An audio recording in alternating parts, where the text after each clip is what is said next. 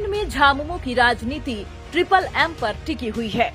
मांझी, महतो और मुस्लिम समीकरण को साध कर झामुमो सूबे में राजनीति करता आ रहा है। दिशोम गुरु शिबू सोरेन के समय में ही इस समीकरण को आजमाया गया था, जिसमें झामुमो को एकीकृत बिहार के समय दक्षिण बिहार में जबरदस्त सफलता मिली थी। गुरुजी से उत्तरदायित्व मिलने के बाद उनके पुत्र हेमंत सोरेन ने इस समीकरण पर काम किया और नतीजा ये है कि आज वे सत्ता में हैं।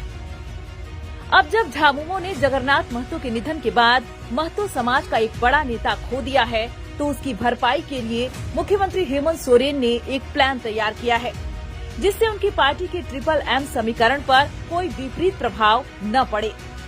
झारखंड में महतो समाज की जनसंख्या 14% के करीब है। हेमंत सोरेन नहीं चाहेंगे कि एक बड़ा वोट बैंक उनकी पार्टी का फिसले।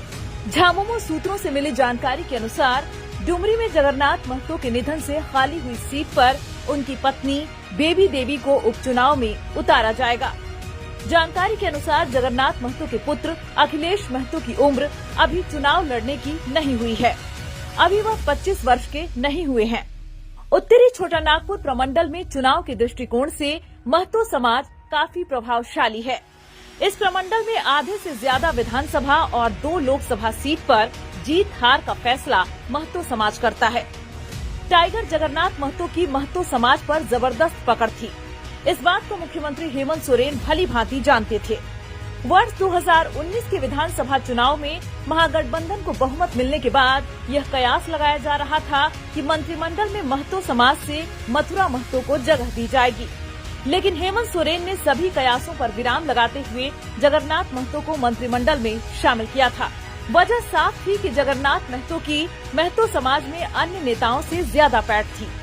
जगन्नाथ महतो के अंतिम संस्कार में उमड़ी हजारों की भीड़ ने इस बात को साबित भी किया।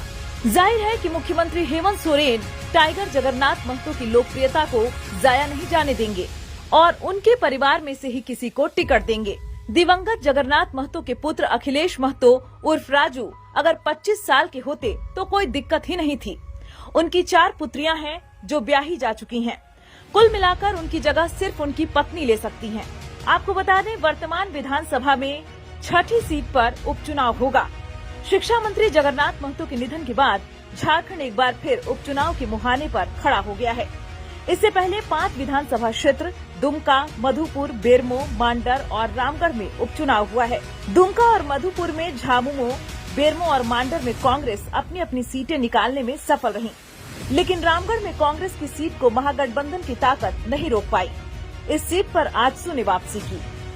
न्यूज विंग के लिए रांची से ज्ञान रंजन की रिपोर्ट।